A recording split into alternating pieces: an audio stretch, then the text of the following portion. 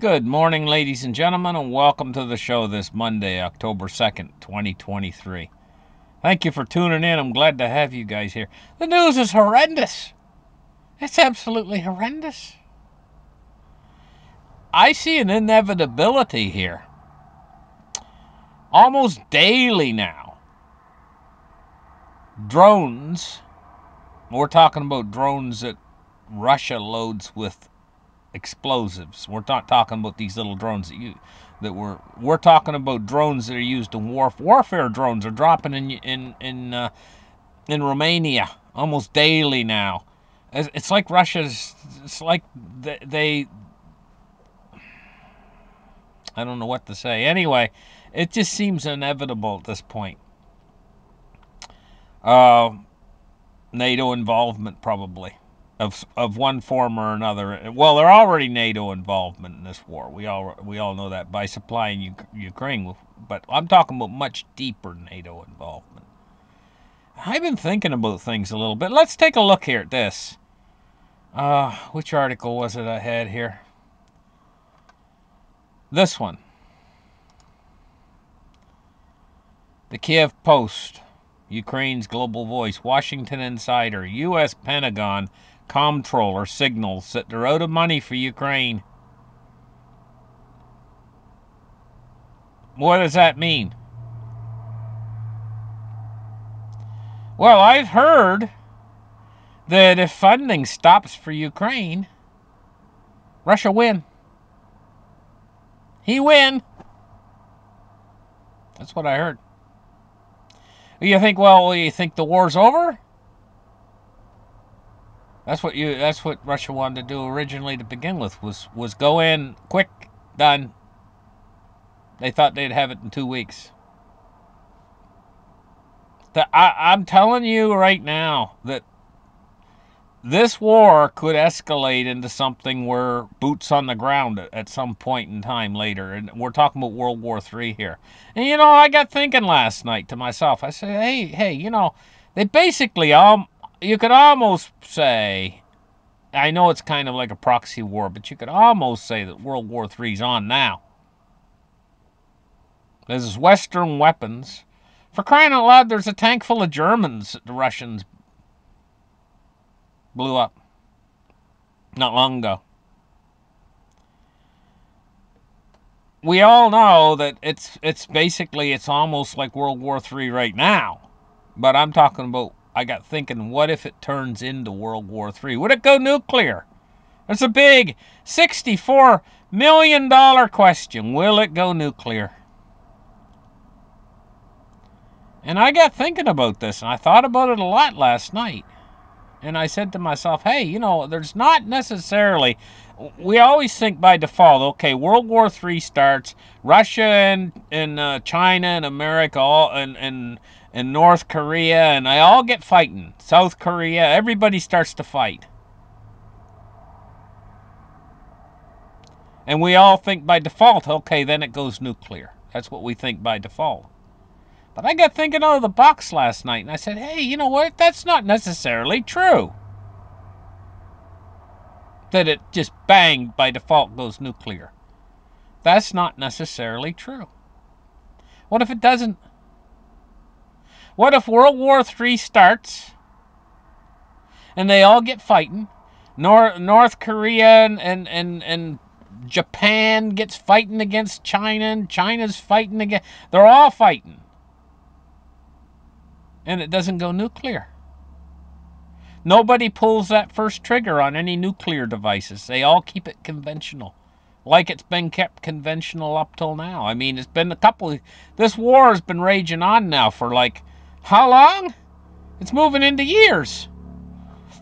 Years are going by, starting to. I mean, it's not years as in years yet, but it's getting close.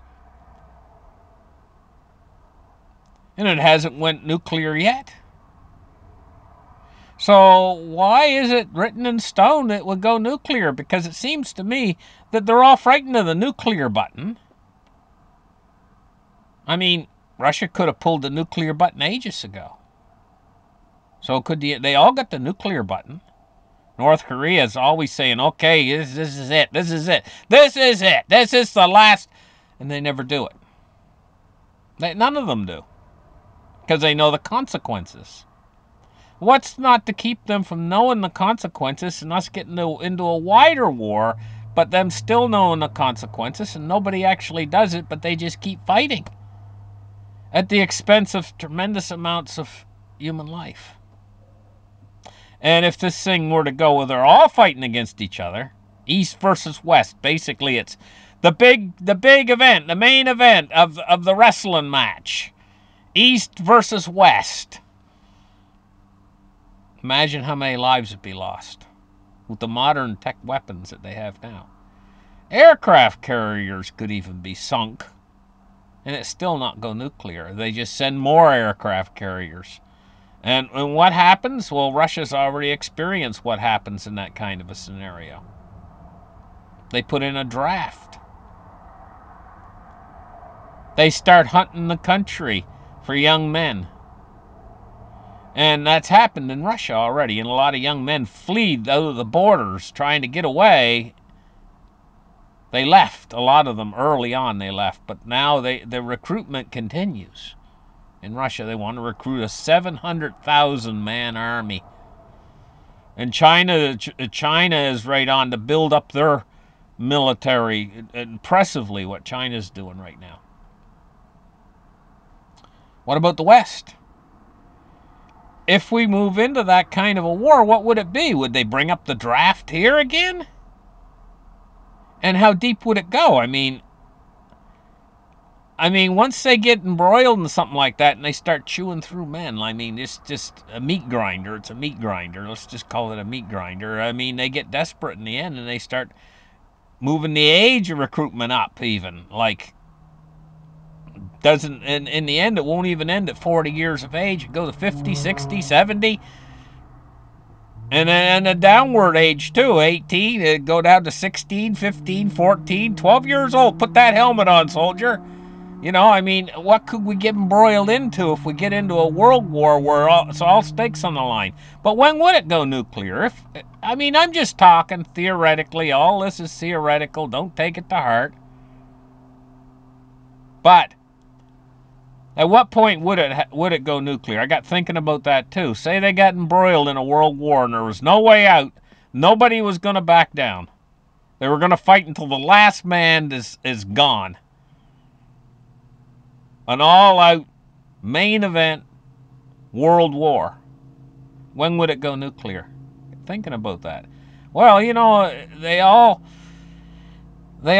of them want to push the button. And after a while, it just becomes clearly obvious nobody's going to push the big red nuclear button any longer. They're all just going to fight conventionally.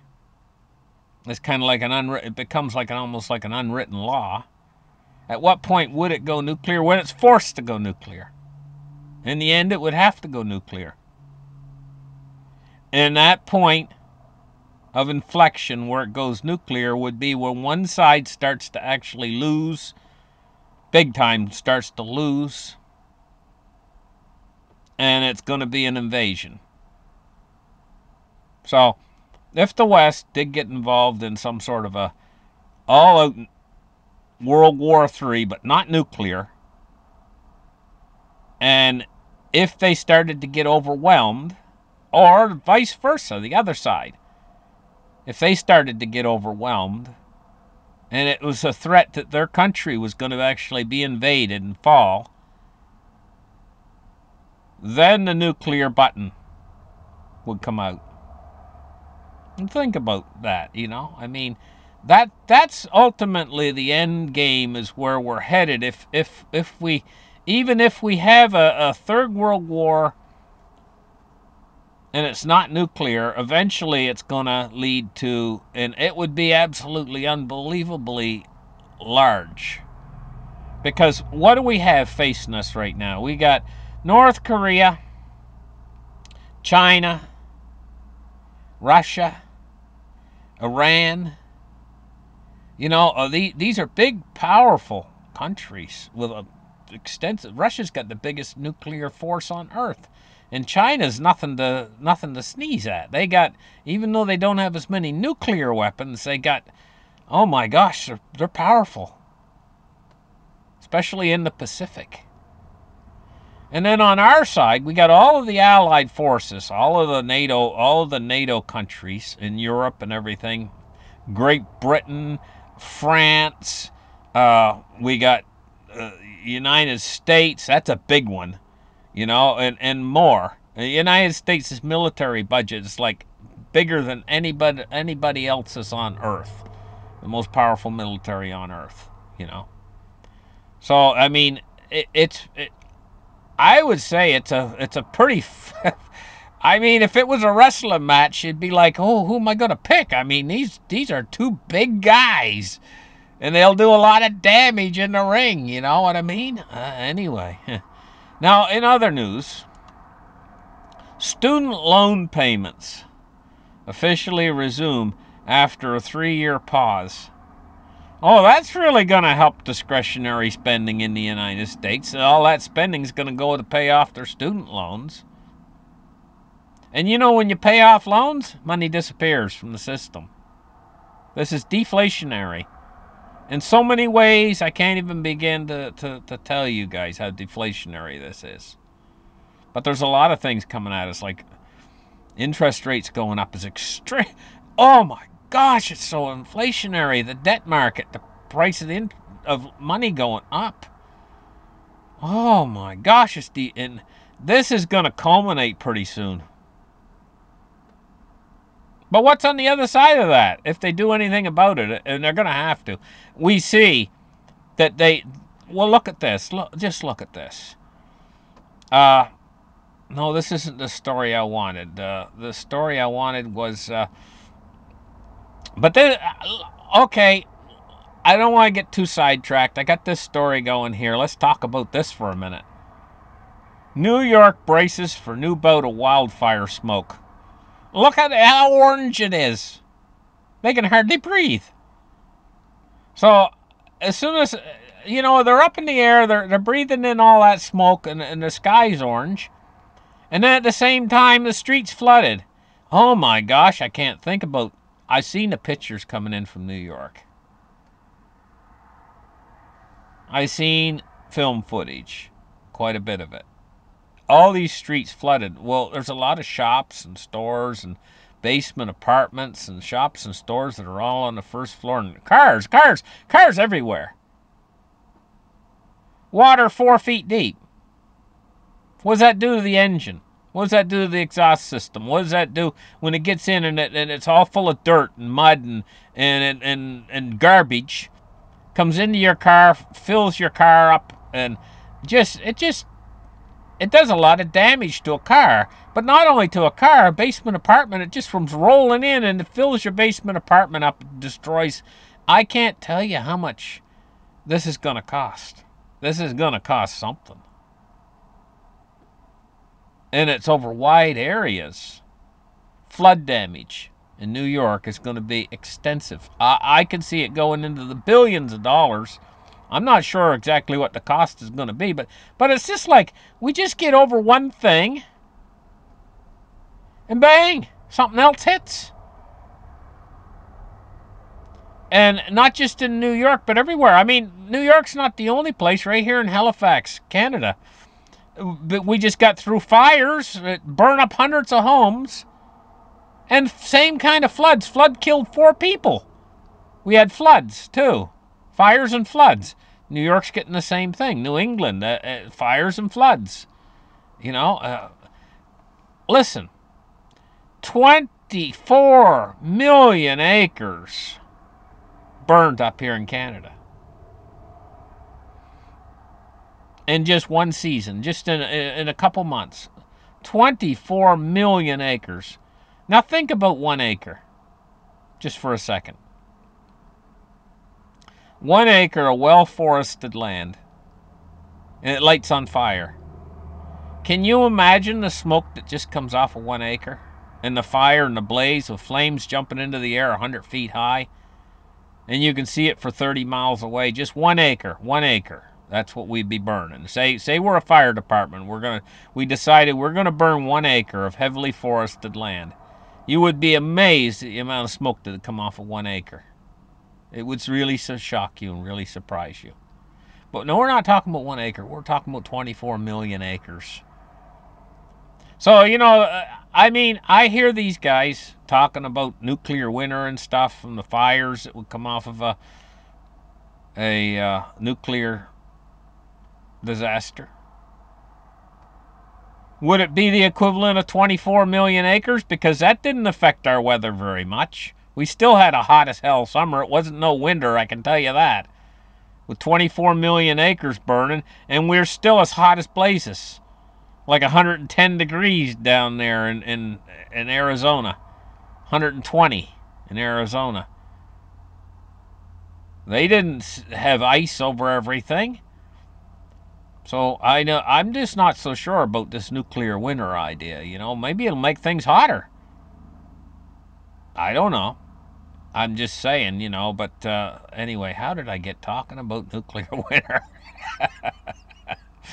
We're moving on here. We're going to take a look at the silver price now. It's down 95. My gosh, that's almost unbelievable. I'm going to say right now that probably right around $20 is the mining production cost. So they get down to $20, and there's no profit for miners anymore. They start to cut down below $20. And what does that mean? If I was a miner, silver miner, and the price went down too low where I wasn't making a profit margin, I would just say, shut down that section of the mine we're mining silver in. Just close it off today. Because they've dropped the price down so low, we're not making any profit. It's going to cost us money to pull that stuff out of the ground. The hell with it, I'd say, if I was the mining guy. Or in control of the mine, if they did that. So let them keep up. Let them keep up. They're not going to have any silver even for industry if they keep up with this garbage they're doing. Of course, they know. They're very cunning. They know the bottom line and stuff. They're very, very cunning, these guys that are doing this.